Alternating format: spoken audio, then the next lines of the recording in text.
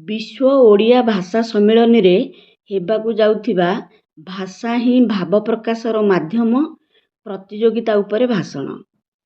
सम्माननीय गुरुजी गुरुमा वृंद ओ मोर छोट बड़ भाई भौणी माने, भाषा ही भाव प्रकाशर माध्यम उपरे मोर लघु वक्तव्य। आम ओडिशा सरकार फेब्रुआरी 3 तारिखरु 5 तारिख पर्यंत प्रथम विश्व भाषा सम्मेलन करबाकु जाउछंती। एही सम्मेलन रे बहु बुद्धिजीवी, गवेषक, विद्वान और छात्र छात्री रही मत विनिमय करिवार कार्यक्रम रहिछि ओ एही सम्मेलन रो टैग लाइन रहिछि भाषा ही भविष्यत। ओडिया भाषार अतीत, वर्तमान और भविष्यत उपरे विस्तृत आलोचना सहित एहार प्रचार प्रसारर लक्ष्य निर्धारण पई प्रथम विश्व ओडिया भाषा सम्मेलन रो आयोजन आम राज्य सरकार करिसेंती। एक स्वतंत्र ऐतिह्यर शक्तिशाली बाहक भावरे भविष्यत पीढ़ीଙ୍କ निकटरे किपरि ओडिया भाषार आदर बढ़िबो, आधुनिक ज्ञानकौशल जरियारे ओडिया भाषा किपरि आगकु बढ़ी परिबो से संपर्क रे सम्मेलन रे विचार विमर्श करी कार्यपंथा निर्धारण कराजिबो। एतद् व्यतीत विद्यालय और गणशिक्षा विभागर निर्देश क्रमे प्राथमिक और उच्च प्राथमिक विद्यालय मानकर छात्र छात्री मानक पई मातृभाषार समृद्ध निमंते विभिन्न प्रकारर प्रतियोगिता आयोजन करा जाइछि।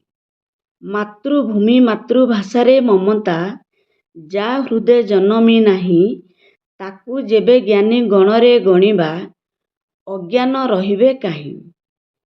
शिशुटीर बंची रहिबा पाई माता क्षीरर जेपरि आवश्यकता रहिछि, भाव प्रकाश पाई मातृभाषार मध्य अनुरूप आवश्यकता रहिछि।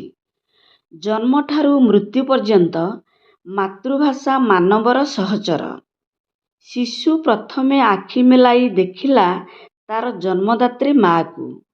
प्रथम कथा कहिबाकू शिखिबा समयरे प्रथम परिचय पाइला मातृभाषार।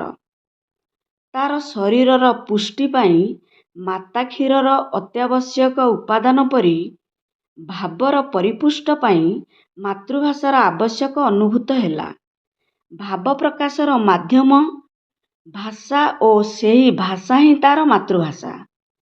ओडिया भाषा शास्त्रीय भाषार मान्यता पाइबार प्राय 10 वर्ष पर भी आम मातृभाषा आज समृद्ध नुहे काहींकी। मातृभाषा कहिबाकू और पढ़िबाकू मुह फेराई नेउछंती काहींकी।